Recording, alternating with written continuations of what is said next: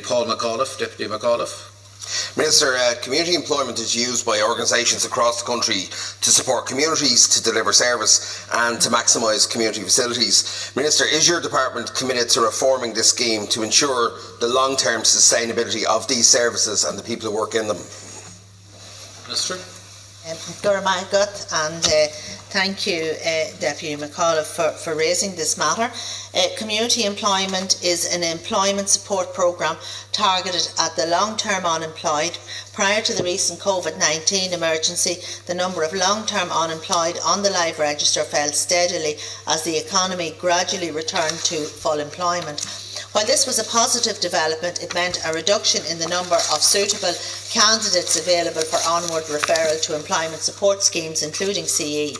During the period of the COVID-19 emergency, my department introduced a series of measures, including contract extensions for all existing CE participants to maintain CE participant levels. Since the 6th of July, my department has steadily increased its activation activity across all of the employment supports to ensure that the increased number of job seekers in the COVID environment have the necessary access to the full range of opportunities available, including to CE schemes. Department case officers continue to work closely with CE sponsoring authorities to ensure they receive the necessary referrals for existing vacancies and new vacancies that arise. Those availing of COVID-19 related payment supports will also become eligible to participate on employment support schemes, including CE, if unfortunately they continue to be employed for 12 months or more. I'm very aware of the positive benefits derived from schemes like CE. Communities benefit from the skills and the talents of CE participants, and in addition, CE participants are provided with the opportunity to improve existing skills or develop new skills while performing valuable work in their local communities. And I know the deputies in this House are well aware of the many excellent schemes that there are across the country. Furthermore, many CE schemes provide vital community services across the country, all of which are well embedded in the communities. As the Deputy will be aware, as part of the July stimulus package, the Government announced 3,000 additional places on state employment schemes, including the CE scheme, and this will provide opportunities for existing CE schemes to expand participants' numbers and services provided. Thank you, Minister. Deputy McAuliffe. Thank you, Minister. And while the service is used to provide much needed community facilities, the real problem with the CE scheme, Minister, is that it's funded by your department to provide a training opportunity for people exiting long-term unemployment with the hope that they would obviously progress into the job market. And I've supervised some of the people involved in these schemes, and there's no doubt that they benefit greatly from the opportunity. However, those positive stories, Minister, mask what I believe to be a system where there's massive governance, funding and structural problems. We're all familiar with the issue of the pension payment for CE supervisors, an issue which I expect the government to move quickly on. And I've met with local CE supervisors, and they are reasonable people who, after a lifetime of service, are only asking that the government honour the Labour Court recommendation to give them, mostly women, something which they richly deserve. Minister. Thank you, Cancorla. Yes, Deputy, I have also met many of the CE scheme supervisors as well, and they have been seeking for several years now through their union representatives the allocation of exchequer funding to implement a 2008 Labour Court recommendation relating to the provision of a pension scheme.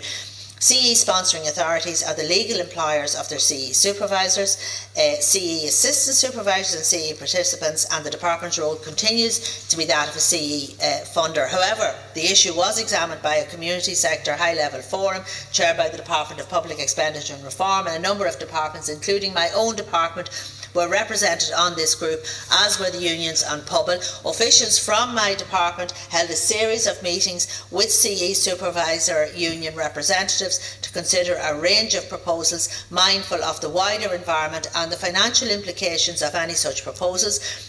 Discussions were also undertaken with my department officials and their counterparts in the Department of Public Expenditure and Reform, and these discussions are ongoing, and I will also be engaging with Minister McGrath, whom I know has also met the CE supervisors as well. Thank you.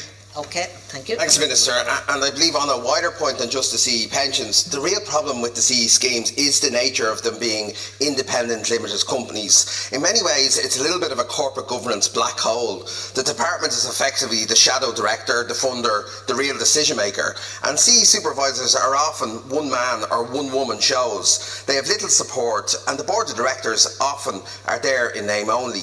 Equally, some schemes are used by large charities to do vital fundraising work, but these charities do not provide CE supervisors with the same terms and conditions with their other workers. And finally, and more crucially, many CE schemes are simply providing what I believe to be state services, such as Meals on Wheels or creche places in disadvantaged areas. These people are effectively public servant employees using manufactured limited companies in order to reduce employment costs. And the sad thing is that they're providing them at a fraction of the cost that a public or private sector provider would do, and the least that they deserve is the odd pay rise and a decent pension gratuity or a pension scheme in which they can contribute. Deputy McAuliffe. Minister, to conclude on this matter.